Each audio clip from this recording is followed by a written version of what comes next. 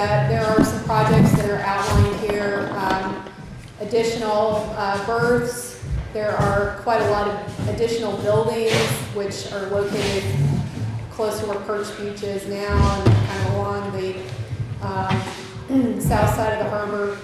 And that's just sort of what was in mind back in 1991. None of that stuff actually ever happened. So another reason why we might want to consider coming up with either a new plan or updating this plan.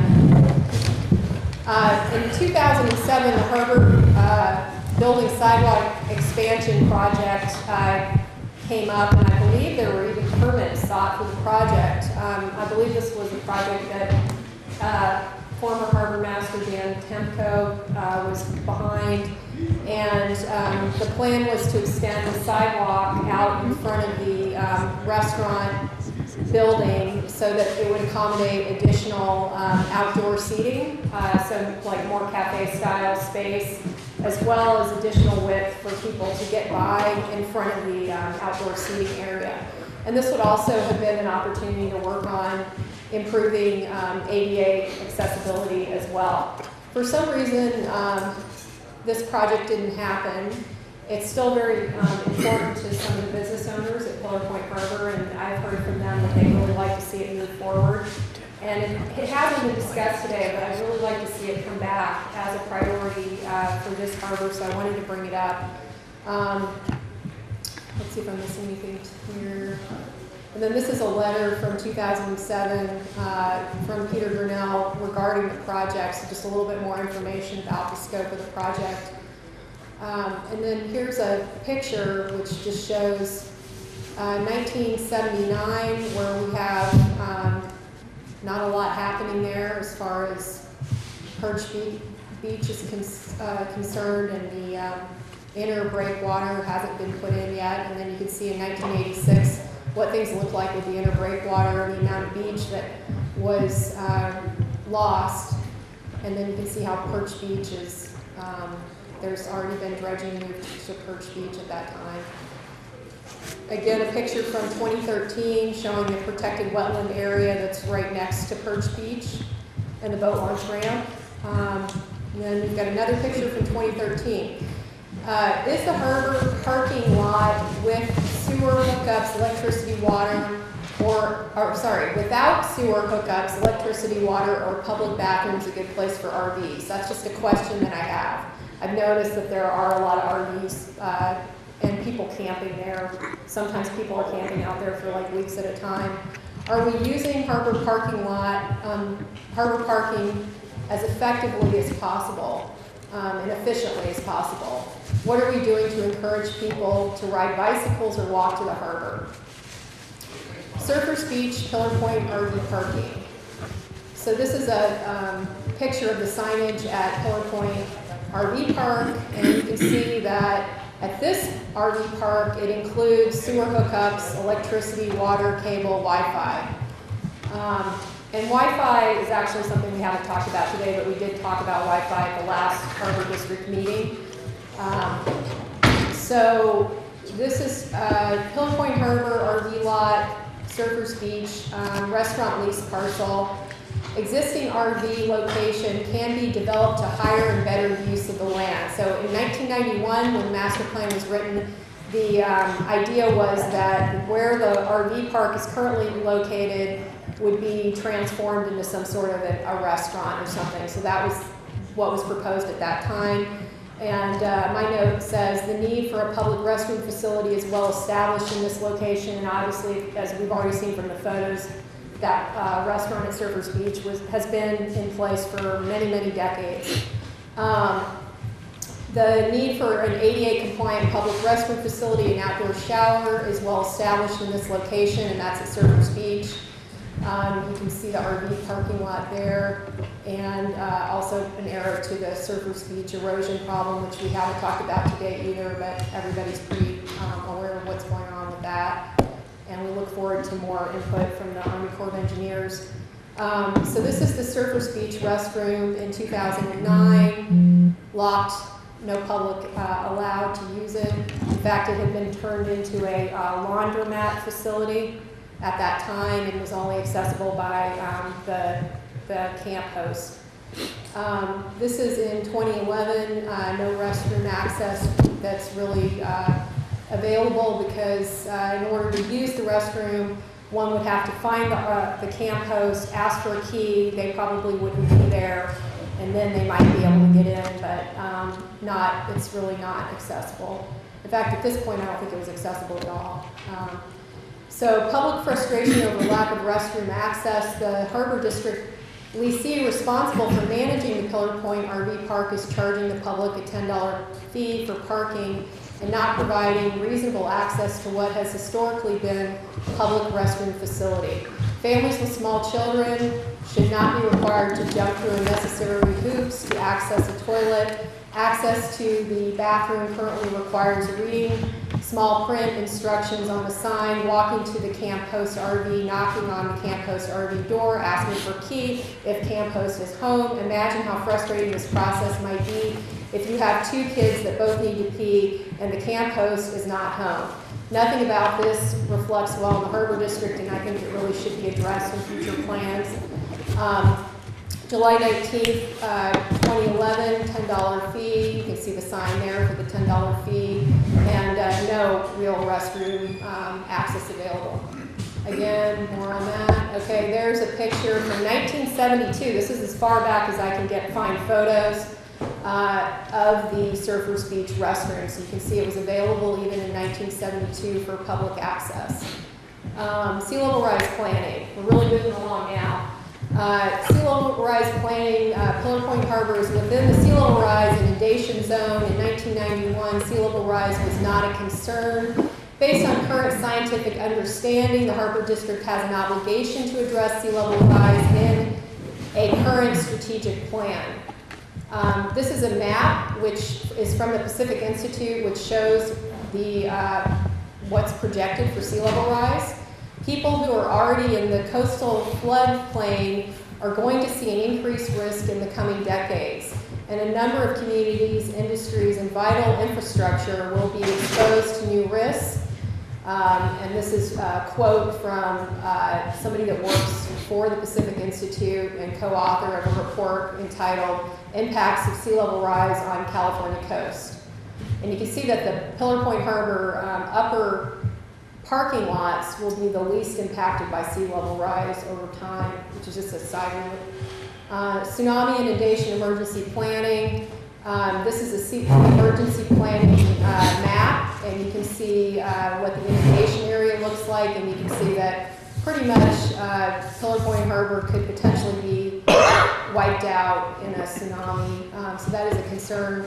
Based on the tsunami inundation map, again, I said wiped out here, potentially. This safety concern impacts people who work at Pillar Point Harbor, live aboard boats, and visit the harbor. The Harbor District should hold a biannual workshop to educate the public and beach visitors about appropriate response to a major earthquake followed by a tsunami warning. Safety and evacuation questions and concerns should be addressed at the public workshop, and information about the closest evacuation site should be provided. San Mateo County Sheriff's Office of Emergency Service and Homeland Security is the disaster planning and response coordinator for the county. Other relevant agencies include Coastside Fire Protection District, California Highway Patrol, Coast Guard, Harbor Patrol, the county, and Seton Coastside. The Harbor District should have a disaster preparedness plan in place to address a tsunami warning.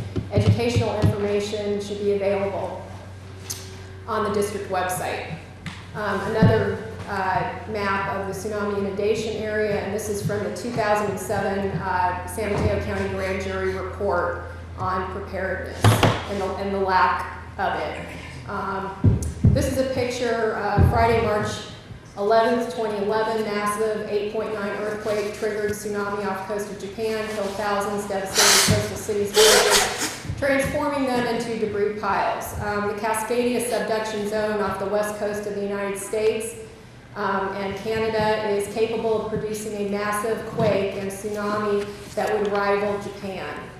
In April 1946, the tsunami that hit Hawaii had a 15-minute interval between wave fronts. The natural residence period of Hilo Bay is about 30 minutes. That meant that every second wave was in phase with the motion of Hilo Bay, creating a SMCHD wave in the bay. As a result, Hilo suffered worse damage than any other place in Hawaii, with the tsunami SMCHD reaching a height of 26 feet along Hilo Bayfront, killing 96 people in the city alone. SMCHD waves may continue for several days after tsunami. Because we have a harbor that's enclosed with a breakwater, the potential for SMCHD waves here at Pillar Point Harbor is definitely a concern. The same tsunami hit Princeton, and the wave height reached the top of Romeo Pier. In 1946, the breakwater did not exist. So these pictures are of Princeton, and you can see what happened with that tsunami in Princeton. And you can see the water height on this house. And then we've got a few of Romeo Pier, which are really interesting. So this is Romeo Pier during the tsunami event in 1946, and this is the day after. So it's kind of cool to check out what that looked like there. So it's sad to say, but Romeo Pier is a structural hazard today. It should be dismantled and removed. We will all miss Romeo Pier. It's beautiful to look at. Romeo Pier, a little history on it. In 1996, the Harbor District purchased the pier for $185,000, while at the same time declined not to buy Princeton Boatyard property for $200,000. 2005, final payment to Romeo Pier, final payment was made on pier purchase. 2006, 2006 district priority new pier and channel Romeo Pier disposition. 2010, terminate Romeo Pier license agreement for land access to pier. So we no longer have access to the pier. Today, pier closed and decaying. Access to Harbor District planning documents. The 1991 Pillar Point Harbor Master Plan was first posted on the Harbor District website February 2013.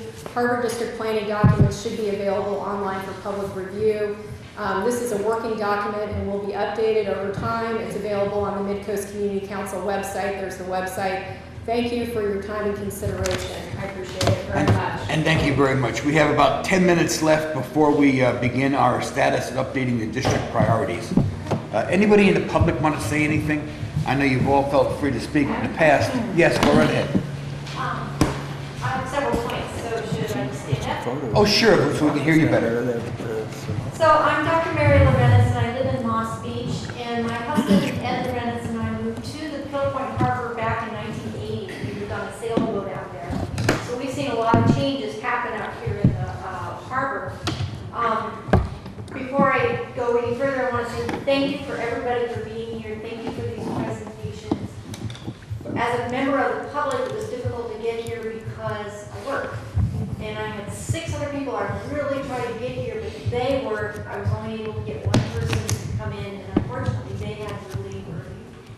So I'm going to just ask if it's at all possible, if meetings like this could be extended somehow to either take place in the evening or on Saturday so that the public can have more time to have more input. As far as the LED sign, it's hideous, please don't do it. If we had so much complaint about that little wooden sign that advertised for Miramar beaches, you can imagine if you try to put an LED sign up there, there's going to be a lot of screaming about it. If the boat is rotting and decaying, I'm sure there's a lot of other abandoned fiberglass boats we can put up there. That boat makes a beautiful entrance way into the harbor and real character of what the harbor is all about. I want to know what happened to exploring the parking lot behind Catch Joanne's as far as any further building for potential supervisor and where you have the meetings instead of the 200. Administrative office. Thank you. If Catch Joanne's, that parking lot would be a nice little transition area, if that's still on the plan. I'm going to ask you to please leave Perch Beach alone.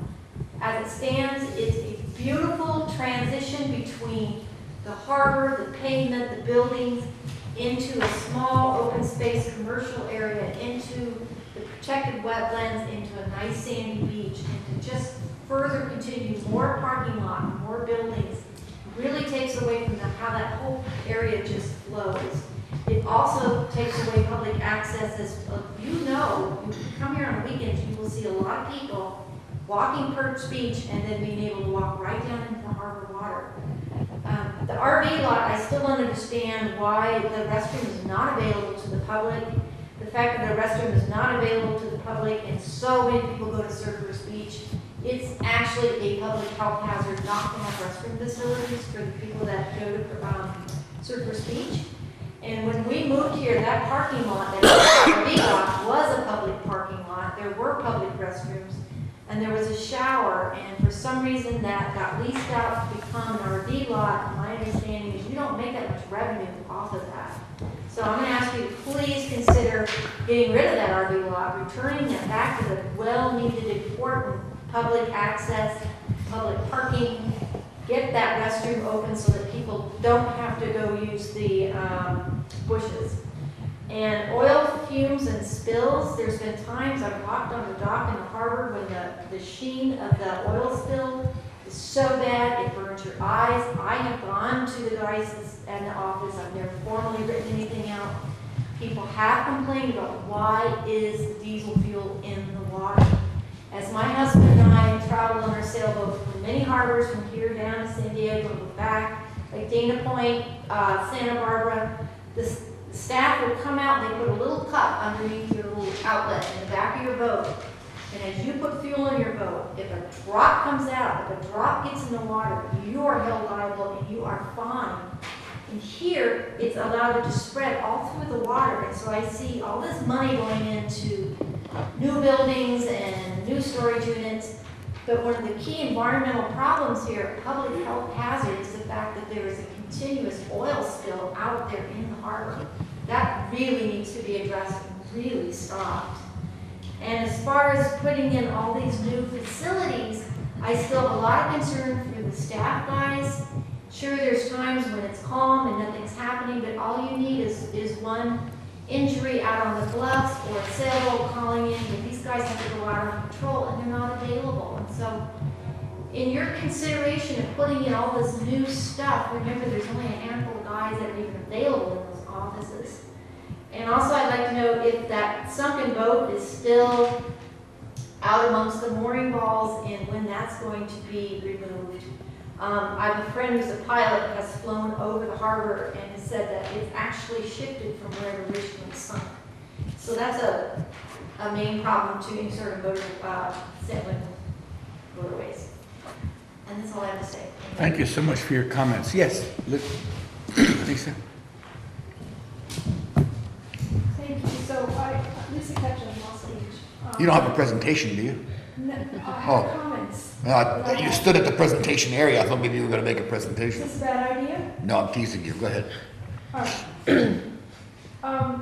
I support all your environmental efforts and your safe and well-run harbor, and I think to prioritize the repair and maintenance of what you have, the trail repair, boating improvements, this is all good. I would like to add pampas grass eradication. The EIR for the master plan mitigation measures include this, quote, periodic assessment of the vigor of the coastal strand vegetation community and the possible need to remove invasive non-native plant species, including the present stands of undesirable pampas grass along the East Harbor sea cliffs, unquote. This was never done, and pampas grass is spread into Harbor District wetlands where Roundup cannot be used. I urge you to work with the neighboring property owners to eradicate pampas grass from the area. The seeds are only viable for 2 to 3 years, so an area-wide program could be successful in a relatively short time. Let's get the Air Force involved too. Romeo Pier. It's picturesque and historic, but it was closed as unsafe 17 years ago with no maintenance since. It's a marine debris hazard waiting to happen. We're still dealing with the aftermath of the boat wreck as Moses Cove. Dismantling the pier needs to be a priority. The 1987 architectural design guidelines for Pillar Point Harbor are included in the 1991 master plan agenda appendix.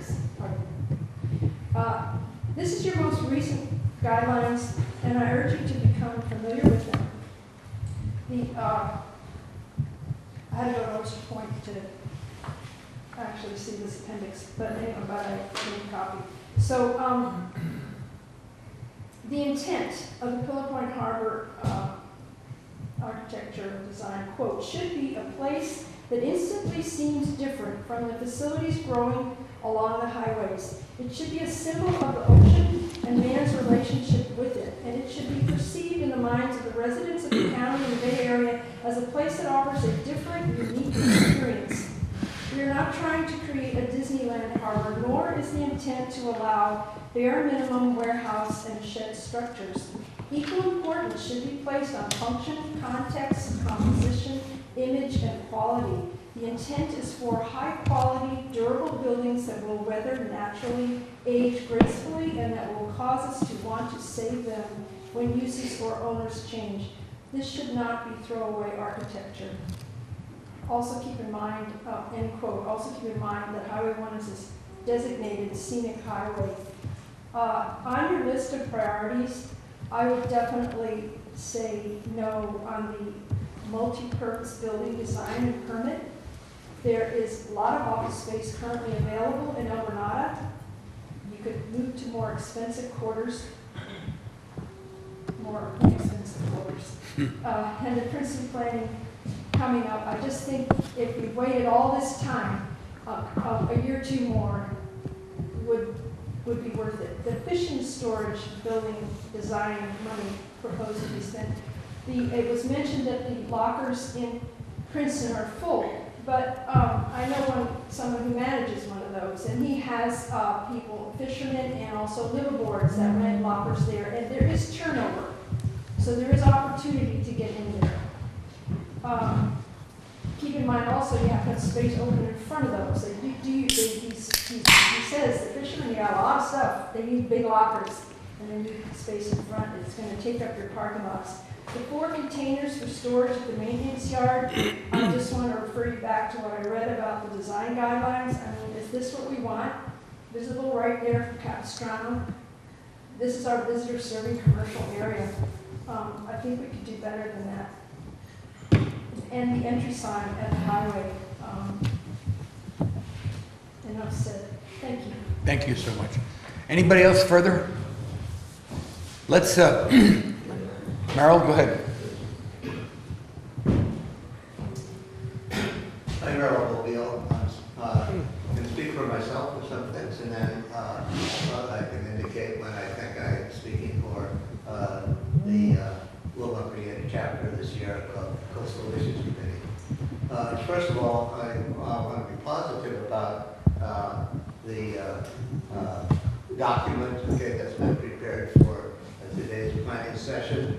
I think over a period of years, I've probably urged that we do a new master plan, but I think I can concede that using the strategic planning process can work and should work.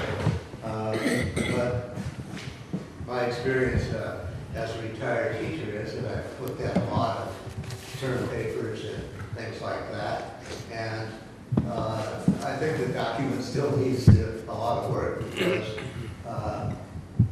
although there are some specific targets with completion dates, or 1 year, 2 years, 5 years, I think that's good. But what's missing, okay, and this is from my educational experience, is a document that has a plan of action or an action plan. And that seems to be missing. I don't really see who's responsible for achieving some of the objectives or goals that you've presented today. And I think that this process might help you, okay, do so. I want to know who's responsible for the follow-up to make sure that the project is completed on time, and then maybe some details about the project. And that seems to be missing, although some of it was given orally. Maybe some specific points, and I think these, I'm speaking for the interests of the Sierra Club on some environmental issues. There's talk about a compactor, a trash compactor, but there's some simple things that can be done without great expenditure of money. It's simply having the recycling bins placed in many places in the harbor, and that seems to be missing. You'll know that I have spoken before about the RV park and the lack of public parking, the availability of public parking, and a public restroom. Now, your 1991 master plan clearly states that there will be public restrooms in Pillar Point Harbor. And I can give you my experience of asking about the use of the restroom at the Pillar Point RV Park, in which I did go to the manager and I asked about the process. And what he said to me is, where do you live? And I said, well, what? He said, well, what's your address? And for some reason I told him, and then he responded, well, I think I'll send people to your house when they want to use the restroom. And I don't think that was very visible. In fact, I actually went to the Yelp reviews for Pillar Point RV Park, and they were divided. A lot of people commented on the beautiful view, and although it was expensive, they thought it was worth it. But they said there are no restrooms. And in another case, there was a review in which they noted the unfriendliness of the manager. Okay, and I think those are all concerns that the commission should look into. And again, there's the historical aspect of the restroom being open to the public, and there are some ADA issues which are very close to me as well. When I look at what is actually available, stalls separated by kin that actually were not really up to ADA standards. Okay, I just think that that should be an issue that the Harbor District has an action plan. Okay, and that's pretty much it for right now. Thank you. Thank you. Let me take just a moment to thank the public for their input. It was our hope that we'd get more, and I think your comments about meetings at different times, more strategically planned, is a good one, and I think that's one of the things we'll be discussing. What I'd like to do now, with your permission, is take a brief 5-minute break to have you enjoy some cupcakes and some cake, and then the commission will come back and do its status and its priorities, and we'll start doing the commission's work now, having heard from the community and others. Thank you very much. 5 minutes.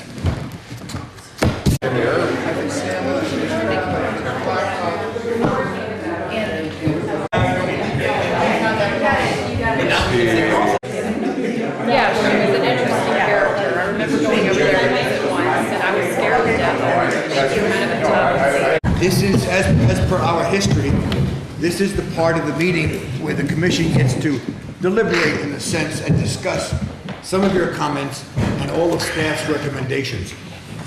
I don't anticipate that any final decisions will be made tonight. We've had a lot of good information, a lot of repetitive information, which tells us a lot of people are thinking along the same lines. So we'll kick those around for a little while and then take it under advisement and probably calendar it, Peter, for the first meeting in April. And then we can, with a more clear head and having been armed with all this information, can go through it and make some final decisions and directions to staff. So before we begin, I'd like to begin with our harbor master on some comments for some statements and questions he heard during presentations that he might want to clear up. Yeah, thank you. A couple different things. One, the Romeo Pier, we've heard a couple comments about take it down and get rid of it. I don't totally disagree. One of the things I do disagree with is that you have the opportunity for any future direction, development, whatever, by keeping the pilings in the water. That's really important. So mediation, if we decide to put in an additional whatever in the water, those pilings are a barter for the permitting process.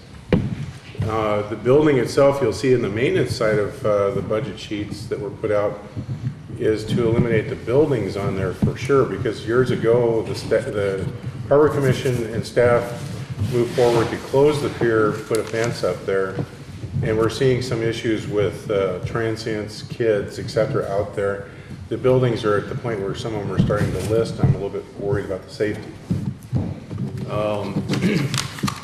Let's see.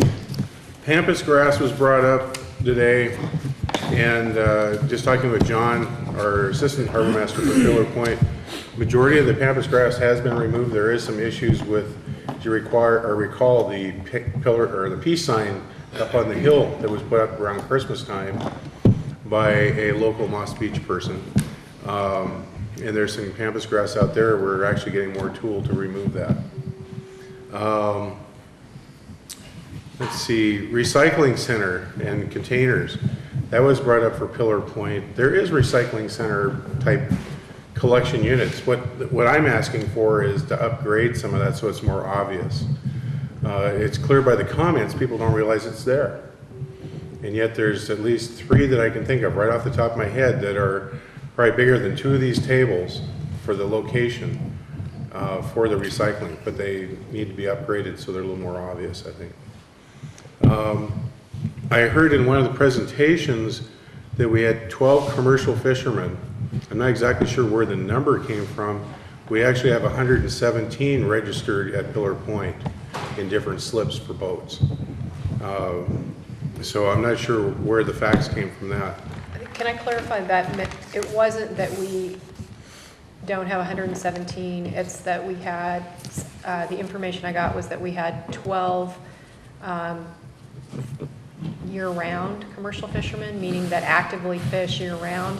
But even that data is not confirmed. It's just a number that I got from a commercial fisherman that does fish actively year-round. I guess that what I would suggest is that when information like that's needed, maybe come to me, because I can ask the harbor staff to go through the books and see who's registered as a slip holder, who's a commercial fisherman, because we have 22 alone just with the fish sales at the dock registered, and we have 53 regular commercial year-round, with 117 registered overall during the year. And I was trying to do a comparison between what was in the master plan, which it said. No, and I understand, but what I was saying though is the way it came across is we only had 12. I get what you're saying. Yeah, I agree. One thing was mentioned about the shower at the RV park being turned off or shut down. One of the reasons for that shower being shut down was the fact that it drained directly to the bay. So when you use shower soap, hair shampoo, etc., it was going directly to the bay. That was an outdoor shower. It wasn't a shower that people use soap in. It was that was the problem. It was an outdoor shower and people were using soap. In other words, they got out of the water, shampooed their hair, washed down their body, even if they had a swimming suit on. And so that was going out to the bay. Let's see. There was a question about a sunken boat. We actually, I think I've mentioned this in one of the past commission meetings. The sheriff's office is working with the harbor district right now to underwater survey the entire harbor, because there's bound to be other things out there as well, so that we can decide where and what is a priority to remove, then work with Cal Boating and such to get that removed and get the refunded money from that for boat disposal. I think that was the only comments I had right off the top here. Yeah, I'd be interested to know if we have any more torpedoes down there. Yeah. I mean, there's so much stuff. That's one of the reasons I'm having the sheriff's office do that, is because of the potential of old military ordnance being dragged in from a commercial fisherman that may have gone through a wrong area. Right. Deputy Harbor Master White, anything that you want to add? No, everything's fine. John, anything you want to add? No, Okay. not at this time. Any thoughts, comments? Anything you want to add? Not at this time. Anybody else?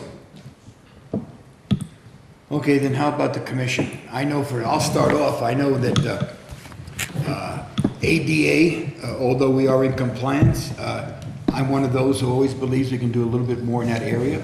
So I'd be pleased when we finally convene or reconvene in April to have you move up on the priority list, the ADA needs and assessments as you've seen them, so that we can at least go over them one more time and see which ones should definitely be done, and maybe what the ones that we could put on the back burner for lack of money or time.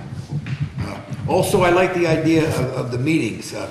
I know one of my colleagues works weekends, and that's hard. Another one of my colleagues works during the day. So, I mean, there's no pleasing anyone. But if we could do 2 evening meetings, and I guess I shouldn't monopolize this because it was Commissioner Bernardo who talked about it and it had me thinking about it, and we'll give that to him.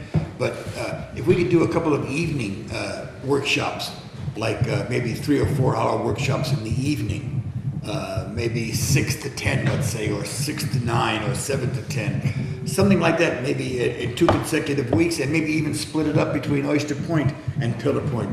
I know we do that during our budget sessions. We split them up, and that might be helpful. I know by far and large we get much more participation on this side than we do over at the Oyster Point. And that's not to say that there's no problems over there, but I think giving the people the opportunity, which has always been this commission's desire, that would save us well.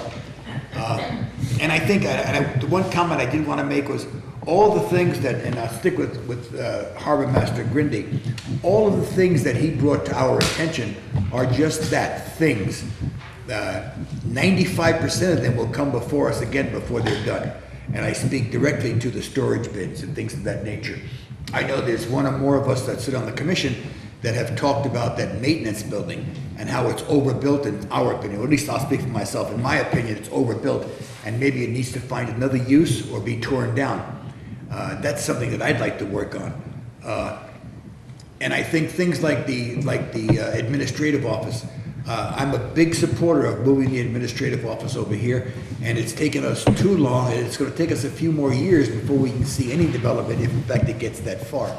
But I don't want to continue to pay $100,000 a year that's just down the toilet bowl and wasted money. I mean, this commission, and I think they're to be congratulated, went from a $19 million deficit with the state of California down to $8.1 million. That's fantastic in these economic times. I mean, nobody else does that. But unfortunately, we've done it on the backs of our employees, and they've suffered as a result, not necessarily through attrition of not hiring more bodies, but certainly by not giving them pay raises or appropriate pay raises. And we understand that, and we know that. And that's where our deferred maintenance has really become deferred. So it's so many balls that we're juggling in the air, but the public should know that we will not be doing any of the larger projects until we get more input from the public and more input from the commission. Those are the kinds of things that I was thinking of, but let me not monopolize the time and turn to my colleagues for their thoughts and suggestions. Robert? Sure, thank you. Just a couple of thoughts, and these aren't in any particular order. It's just, first of all, I want to thank staff for taking the time to put together these priorities and the budget workshop. I know that it takes a lot of effort outside of your normal work to prepare all of these documents and anticipate the types of questions that you're going to get from both the commission and the public. That's not easy, I know.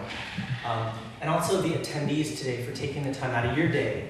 I know you're all busy people too, and so that's why I appreciate you coming here and spending your day with us.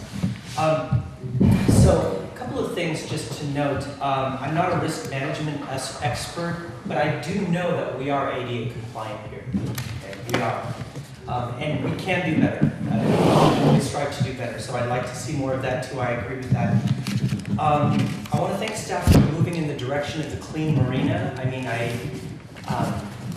in my short time with the Harbor District, this is the first I've heard of this type of movement. So I think that that's a really good direction, a very positive direction towards the type of environmental stewardship that we're trying to achieve here at the Harbor District. So I thank staff for that. The other thing is with regards to the workshops and when they should be, again, I know I've said it earlier, in the spirit of government transparency and good government, you know, I would love to see more people in the audience as well so that we know that we're reaching as many people as we can. At the end of the day, we can't force or bribe people with cake or other goodies, you know, here So we do what we can in terms of, I know that we're already posting things, in the post office, we're putting flyers up, it's, we're doing our due diligence as best as we can, I think. But I do think that we can do more. I do like the idea of having, instead of maybe an all-day 8-hour session, have 2 4-hour sessions or 2 3-hour sessions in the evening, 1 week after the other consecutively, and maybe 1 week at Oyster Point, 1 week at Pillar Point, or both here on the coast side, because I agree that I think that the turnout at Oyster Point is less. So maybe having 2 consecutive Wednesdays or Thursdays, just so that it's easier for people to remember as well, just to make it easy for people. I'm perfectly fine with that. Whatever it takes to add more people. And then the last thing on the multi-purpose building, or whatever we want to call it, it doesn't really have a name because right now it's all conceptual. As the current treasurer for the Harbor District, I'm always thinking of the money. That's what I'm always thinking of. And because we have to do a good job, because it's the public's money. I mean, that's how I look at it. It's like, what would I want my money to go to? In addition to health and safety, which always, that's always a priority for us, we look at things such as, and I'm going to put this number out there, the $7,534.76 monthly rent that we pay a check to Kashiwa Fudo-san in America, not the great landlord, but we would love to have that $7,534.76 come to us so we could reinvest in other things. So the more that we delay this, whatever we want to call it, multi-purpose, whatever you want to call it, the more we delay, it's not good for the district in terms of cost, and then also in terms of location. As much as I love living in South San Francisco, it's nice to have a building in South San Francisco. I really think it should be here on the coast side, actually, because this is where the sort of the heart of our activity is. So, I'm not wedded to a specific location. I'm very open to suggestion. Wherever it's logical and wherever the community really wants it to be, I'm okay with that. So, but that's kind of where I'm thinking, and that's just where my thinking is on all of this. So, thank you. Thank you. Well said. Pietro? Thank you. My comments, I'd like to start with Oyster Point first. I think some of the priorities there are going to be addressing the impact of the ferry service to Oyster Point. And I know things are a little uncertain now in terms of the dependency of riders on the ferry service, but that's something that can get worked out, and I think it could create a continued awareness for Oyster Point Marina as a host to a ferry service that is extremely important to carbon footprint, to transportation, to quality of life, and I think that that's something that should be pursued. And also, probably not as much of a priority over at Oyster Point, but something I think became evident last December was the impact of the high tides that we had. And we got to see firsthand what high tides will do to the Oyster Point Marina, especially at the Harbor Master's office. So that's something that I think we could start looking at pretty soon in terms of what's going to happen when we start addressing, getting serious about changes to our climate. Here at Pillar Point, I think that we're missing an opportunity to educate the public about the different uses that the Pillar Point Harbor has for the public.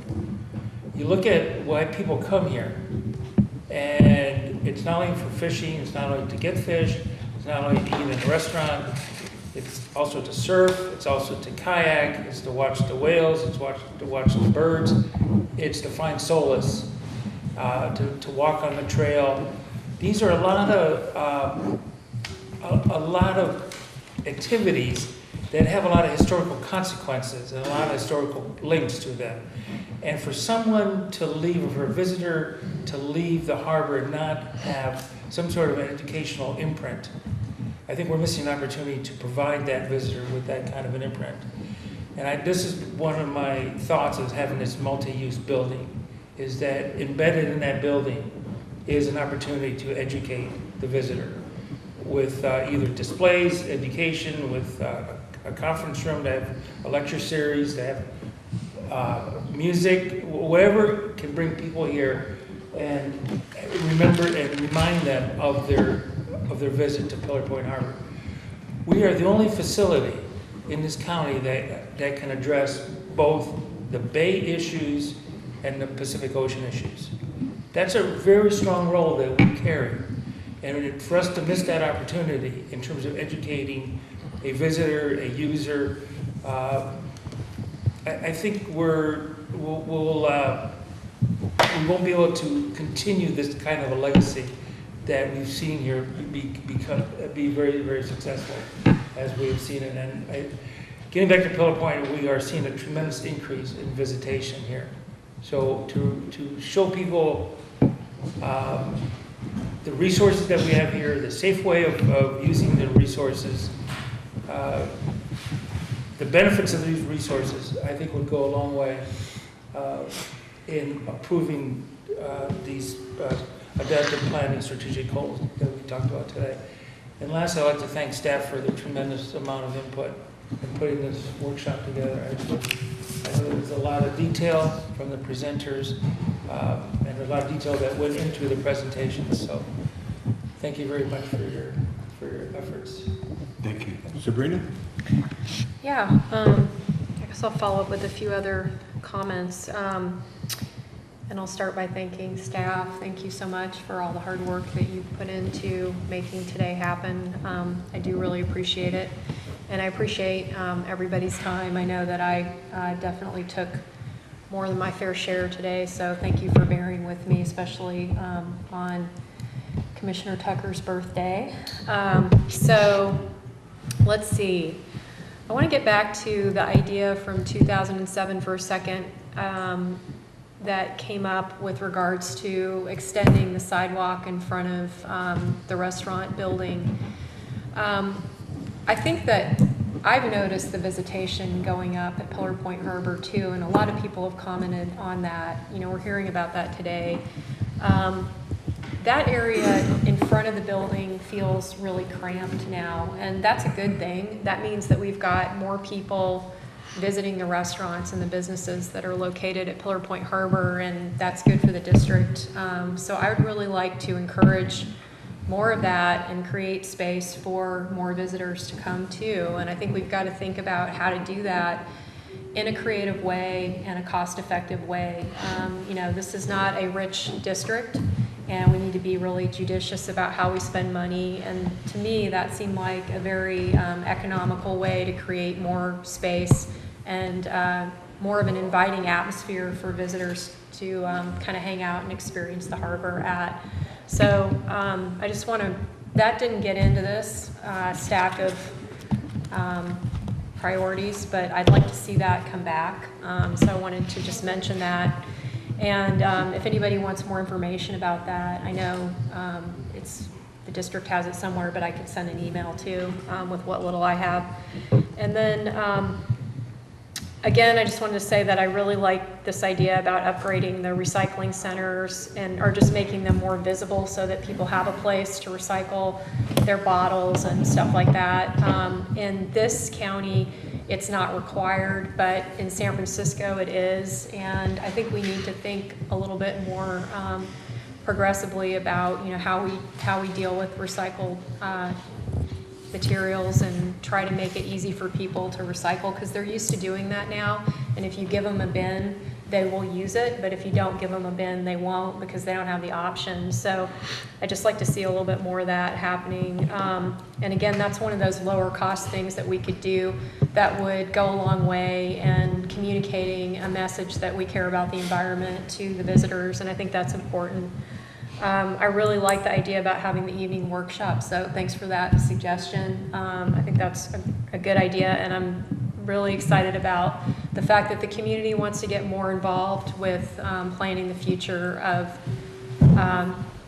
both harbors. So, you know, we want to make that happen, and we can't do that if we don't provide an opportunity for it, and a workshop environment is a good place to do it. I think that there is a way of, kind of a standard way of doing community workshops, and the format that we're using for this workshop isn't that, and I think that the district and the staff might want to think a little bit more about kind of what the standards are these days for having a community workshop, what that looks like. I know Peter Grinnell has a lot of experience with community workshops when he was with the Coastal Conservancy, so I know he's already got a really thorough grasp on it. But I think the community wants to look at maps. I think we want to look at maps on tables and think about what areas are essentially off limits and we can't do anything in, and what areas we could potentially make some improvements. And the coastal trail is definitely a big factor there. It would be great to continue the link. We've got the Bay Trail at Oyster Point, which is well loved by people. And we do have a nice segment of the coastal trail at Pillar Point Harbor, but that connection doesn't go all the way through the harbor yet, and there is grant money out there, maybe not today, but eventually to fund a project. But we do need the community input. And that also brings me to the administrative building, which it's challenging. I'm also concerned about the costs of continuing to rent in South San Francisco. It does seem like a lot of rent. I would definitely be interested in finding out more about the possibility of moving to a less expensive space temporarily until an administrative building could be designed and built, one that everybody could agree on. I could see that process taking longer than people might think because we are in the coastal zone and permitting is complicated here. I know that we've seen that, especially with the boat launch ramp recently. It's not easy to get things approved, and in the interim, I think it makes sense to move to a less expensive space. So it doesn't appear that that's been explored, but I think that, it would be wise to explore that option thoroughly and make sure that we aren't missing an opportunity to save money there. So I think there needs to be more work done on that. And as for the administrative building, I am kind of coming in new, so I know that there's been a lot of work done on this for many, many years, and I appreciate that effort. And I also feel like, as a newcomer, I'm just looking at it maybe a little bit differently, and I'm seeing that the location where it's currently planned, certainly at Parking Lot B, would be preferable to Perched Beach, I think, by the community's input, which we've heard and has been in the newspaper regularly. But at the same time, I'm not sure that's necessarily the best spot for it, although I know we have limitations about where things can go. And I am curious about learning more about what when the agreement with the Department of Boating and Waterways is up, because it's my understanding it's only a 20-year agreement for the upper parking lot. Knowing more about what space is really truly available potentially and at what year. And also looking into the possibility of El Granada, because we have a lot there, and that lot is a buildable lot. What about potentially, looking at building something there that could also encompass a marine education center? And I know it would be more ideal to have a marine education center closer to the harbor, so I get that. But at the same time, we have really limited space, so it's a concern, and getting permitting through is a concern as well. So all of those things, I think, just need to be looked at carefully, and I want to keep an open mind, and I know you guys all have an open mind. So, I think getting that community input is important, and hopefully something that makes sense is going to become obvious at some point. I'm almost done.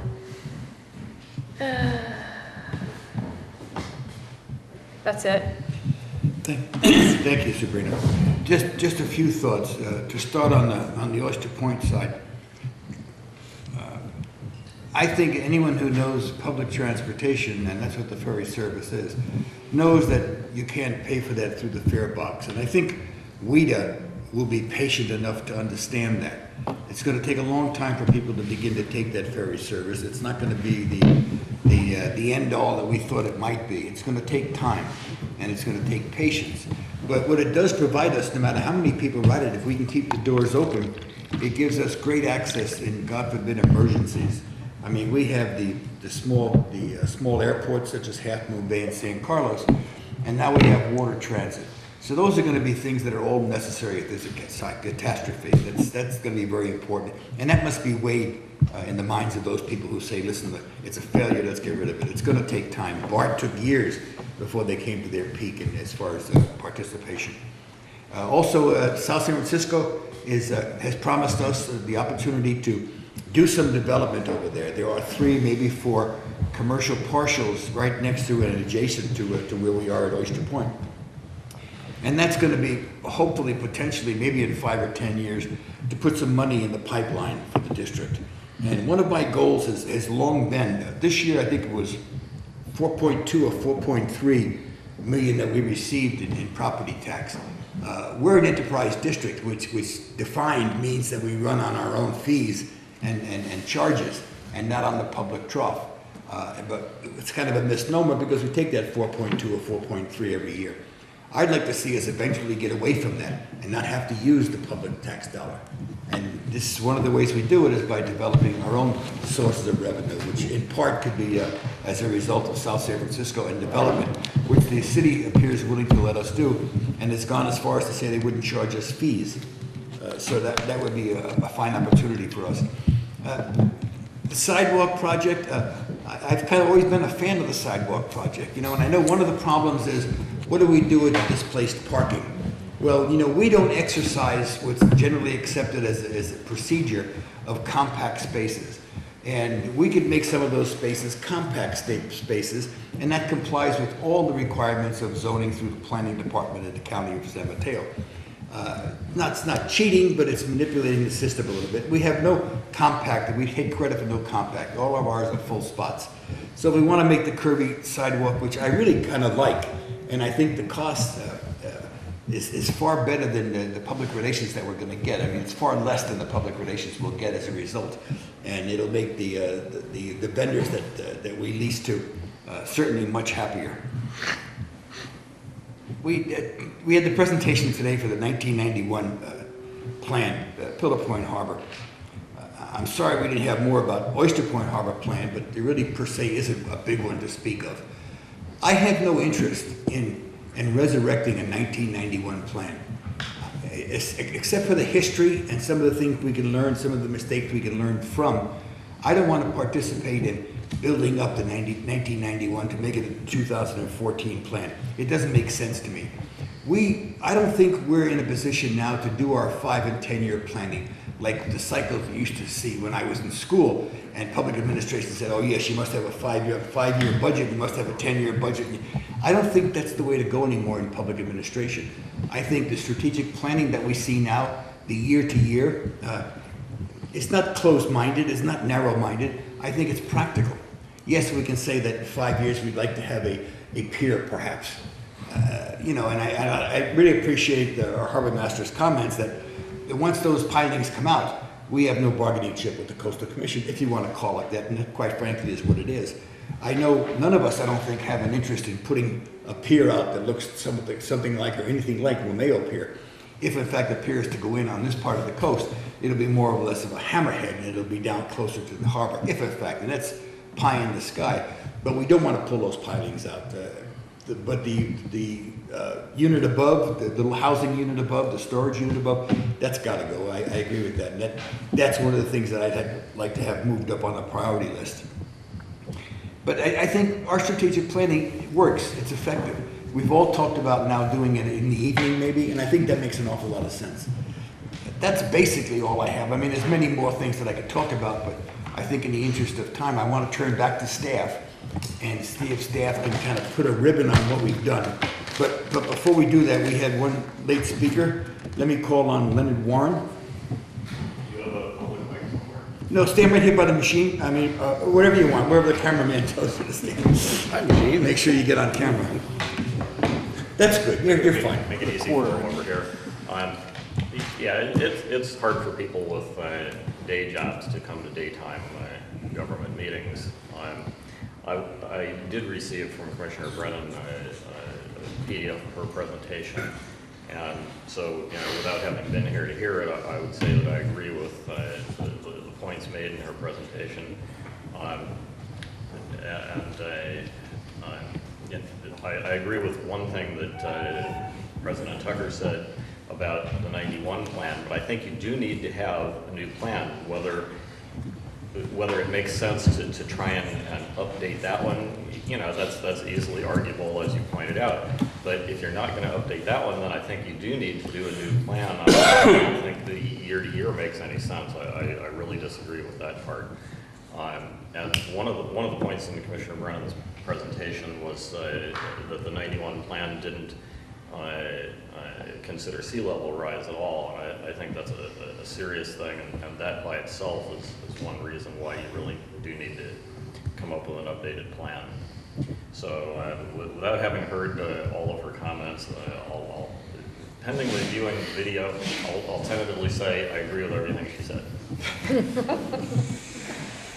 Thank you. Let me turn back now to staff. First of all, I didn't say thank you. I thought the finance presentation was I hate to use the word, but I will, awesome. And, I think you're such a pleasure and you're such an asset to this district to have. I really appreciate your efforts. And let me say that also to our new, or not so much new, harbor master. I think you brought some shining lights to us, and your priorities, while we might not agree with some of the down low priorities and might need to move them up, I strongly appreciate your efforts. And as always, our deputy harbor masters, they're just the backbone of the organization. And we didn't get anything from our deputy clerk or from our HR, but again, thank you for your time and your effort putting this whole process together. And of course, our district manager, Peter Grinnell, who is senior to me by about 6 months, I think, and who's really steered us and jockeyed us around and got us in the position we're in today. And I think his history and his background and his information and knowledge with prior affiliations and agencies is completely valuable to this organization.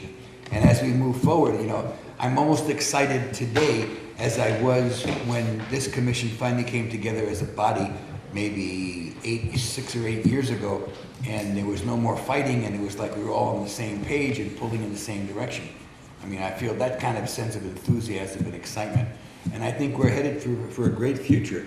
I'm totally thrilled, and I hate to keep harping on this, but I'm totally thrilled with the fact that we only owe $8.1 billion to the state, an agency we never should have owed a penny to, but that's neither here nor there. But now I'm starting to pontificate.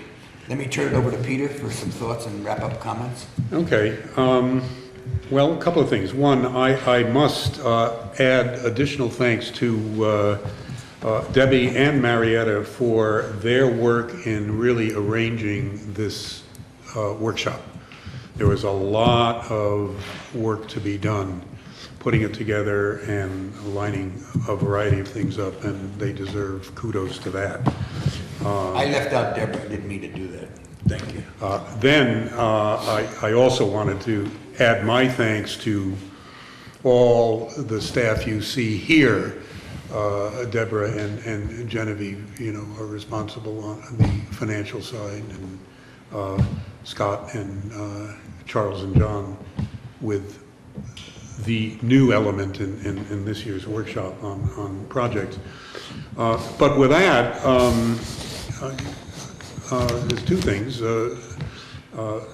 Before I move into the priorities, which is next on the thing, I just wanted to comment generally that I do see this moment, this time, as a real opportunity for some cooperative venture. And while there may be disagreements on particular items or subjects, that's all part of a process when you have a diverse group together. I continue to appreciate having a diverse harbor commission who bring each their own backgrounds and specialties, which I think complement each other more than a lot more than conflict, in fact. And with that, our intention is to try to move things along, meaning take care of the essential maintenance of facilities, which is the bedrock of what this harbor district is about, and about which you did not really hear too much today. We tried to give you a quick update in the interests of time, because we knew it's a full agenda. But again, there's been a tremendous amount that's been accomplished since 1991, and you didn't hear too much about that today. But it's there, and it underlies what you were hearing in earlier presentations from staff about where we want to go. And again, there's going to be plenty of opportunities to finalize. This was not a decision event. It was a workshop. And again, I think the comments about making this type of process more accessible to the public are, all those comments are well-founded, and there are ways that we can do this and should do it. So I reinforce that, because that will provide input. It will also enable us to get better, reliable, accurate information out to the public. There's two sides to the question of transparency, and one side, which hasn't been spoken of much, is making sure that accurate information about what staff does, what the district has accomplished, what kinds of decisions the commission makes is vital, and we do need to do more homework on getting that out. So having said that, I think, Mr. President, if we're ready, we can move into priorities. And as you know, in your packets, there are two things that we prepared. One, as we have done in the past, is a quick progress summary on accomplishment of priorities as were set at the previous workshop. And What page are you on, Peter? This would be the memo dated February 21st, 2013, page 1. It's called 2013 Strategic Planning, Finance, and Priorities Workshop, Progress on Accomplishment of District Priorities. Bottom right corner is 2532. Yeah. That was the, see, again, kudos to our harbor master for keeping me on track. Somebody's got to keep to it. Okay. 25 of 32. And so what you see there, the listing is what the board decided on last year. The listing meaning top priorities, second level priorities, progress reports. And those were the items. And so what you see in summary text is the progress. I'm not going to run through that unless someone would like to elaborate on any one of those items for one reason or another. But basically, we have been able to make progress. You'll notice that some of the items have been completed. You know, the priority was accomplished. Others are still work in progress. Others are somewhat on hold for reasons beyond our control. For example, the U.S. Coast Guard, yes, they are still interested in having a presence at Pillar Point, but their budget constraints and mission priorities include immediate action. So there's nothing for us to do at the moment but keep in touch with them. So there's a couple of items like that. The progress reports section, as you may recall, we continued so that you could keep up on items that were not direct harbor district projects or responsibilities. For example, the ferry terminal, that's a WEDA thing. The wave attenuators, that was a Corps of Engineers project, which of course, as you know, is now completed. The Surfers Beach Shoreline project, very important. Again, lead agency is the Army Corps of Engineers, and the water quality study of the Resource Conservation District you're aware of. So we want to keep that, and I would recommend, subject to the kinds of things you may decide you want to continue to follow, we should provide that as what basically the Harbor District is doing is cooperating or collaborating with other agencies and entities on these things. And so we just don't do our own projects and just repair our own docks. We're involved in a range of things, and it's critical because it's part of the Harbor District's responsibility. That basically covers what I wanted to just outline by way of progress report. I should stop there before we go any further to see if anyone has questions or comments. Just one thought, Peter, before I turn to my colleagues. It might be helpful to us. I know we get your progress report, we get the progress on the priorities at every meeting through your management report. If you could give us, for the purposes of the first meeting in April, when we're going to discuss this a little bit further, if you could give us one sheet of paper itemizing in 3 or 4 words each project that you prioritize and in the order that you think that they're important, with number 1 being the most important in your opinion, 2, 3, 4, 5, 6, 7, and 8, whatever. If you could do that on one sheet of paper. Okay. Actually, the January 31st memo provides that. That is page 31 of 32, if I understand you correctly. In other words, that is my suggested updates of priorities. And again, nothing's been decided. It's totally up to you to deliberate and decide. You can discard that. You can modify it any way you see fit.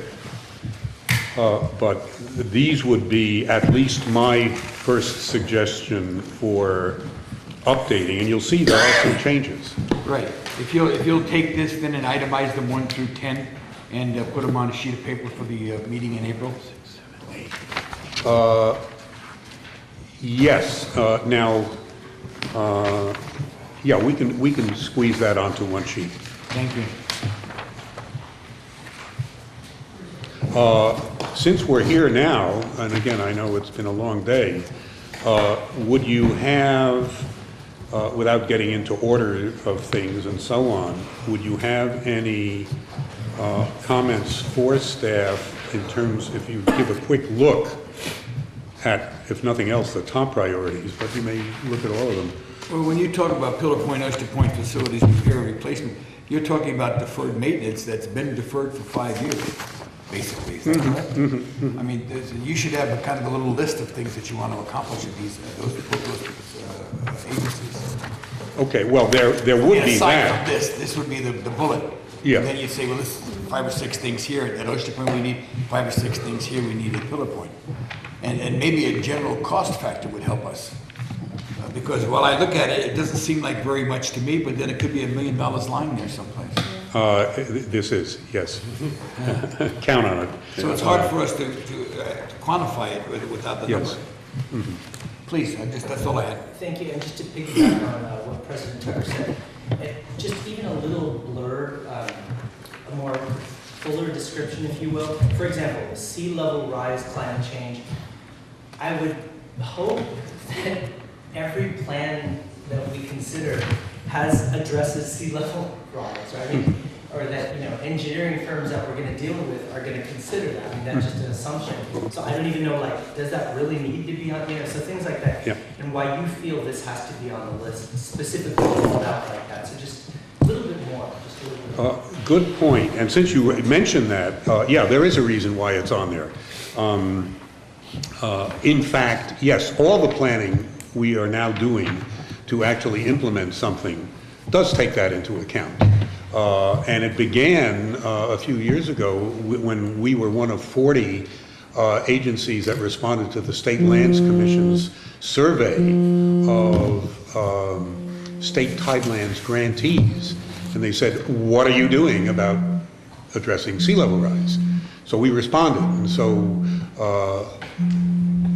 since then, what we've been doing when we look at different projects, that's one of the factors. So why is this in here? Because there are other aspects of that concern that we are involved with. For example, I just attended the third climate change summit that's been co-sponsored by the Farallon Sanctuary and several other agencies, so that we can keep track of and get other necessary information from folks who are more directly looking at that. For example, in Commissioner Brennan's presentation, she showed a visual of Pacific Institute things and so on and so forth. Well, we have access to a planning tool that's been devised by the Point Reyes Bird Observatory, the Farallon Sanctuary, and others. So we can apply that to possible locational considerations for future projects. So there are other things that we're involved with, and that's why this would come under top priorities, because it is important in the same way ADA is. Yeah. Okay, thank you. So I guess with that, yeah, that's good marching orders for us. Just a moment. One sheet with backups. Okay. Well, the sea level rise, I don't want to get too into this, but we kind of have a unique opportunity here in San Mateo County, because this county, of all counties in California, will be the most impacted by sea level rise. And Orange County comes in number 2. One of the reasons why, well, probably the main reason why we are number 1 as far as most impacted is because we have bay on one side and we have ocean on the other side, and this district has both. So we're in a really unique location, which kind of brings up an opportunity to kind of get ahead of the curve as far as being prepared for sea level rise and having good public information about it. Doesn't mean that we're experts on it or we need to take the role of one of these agencies that's specifically dealing with it. But, you know, I think that in addition to, of course, any projects that we're going to do need to consider it as a factor, and that's going to start to become a requirement at some point soon. We also, you know, have an opportunity to talk with the public about it and how this district might be affected by it, and do some possible education, especially since we've already got the harbor master's office sort of inaccessible due to, you know, water. So we're really in an interesting spot. So I just wanted to point that out, that's all. Pietro? You spoke on Okay. Anything else? Anybody have anything else? Scott? Just a small comment, both sea level and jumping back to Clean Marina for a second. One of the things in our Clean Marina pre-audit we found out is that they require to see that we're doing green activities of different kinds in our contract bid specs. And what I see is we just did that change actually yesterday for what we're bringing to the board next month for the West restrooms at Pillar Point. And so it basically says things from, you know, green timbers, recycle, how much do they do, blah, blah, blah, down a list. What I see with sea level rise as well is as we go through the proposal bid process, as we go through consultant selection, that would also be something that we make as a criteria point for any of that exercise when we do any project in the future. Can I make one last comment about it? So you're reminding me that, and I think I mentioned this earlier, something that ties into sea level rise, of course, is reducing carbon emissions, and we are offering trail opportunities at both locations, which is really amazing and wonderful for residents of San Mateo County. There are some issues in connectivity, and although those connectivity issues may not be on district property, it would be great to work with our local government, whoever that might be in South San Francisco, or in this case, the county, to try to work on our trail connections. So we might have a segment of the Bay Trail, or we might have a segment of the Coastal Trail, but it's important that other trails connect up to those segments in a way that promotes the use of a bicycle or walking, and that will alleviate parking issues, which we have, and also help improve the environment. And it's a really nice thing to feature on the website when we get to a point where we're kind of looking at redoing that. So, Genevieve? Mine is more of a procedural kind of question. We've been talking about information that the general manager, sorry, mine's more of a procedural question. We've been talking about information that our general manager is going to provide at the April meeting, and I'm wondering if it's been decided then that the March 20th meeting will be canceled because of a lack of quorum, or if that is still our next actual meeting. March 20th is our next meeting. However, it may be canceled due to a lack of a quorum. But having it put on for the first meeting in April is a little bit selfish on my part, since I know that I won't be here for March 20th and would like to participate in discussions of priorities at the first meeting in April. So that's why we put those things off to them, at least unless somebody changes things. Anything else, Peter? Not for me. Anyone have any further comments, last comments? Is there a motion to adjourn? I'd like to make a motion that we adjourn this meeting. Second. Motion made and seconded on the question. Hearing none, all in favor say aye. Aye. Opposed? So ordered. Thank you all for attending. I hope it's been beneficial. I hope it has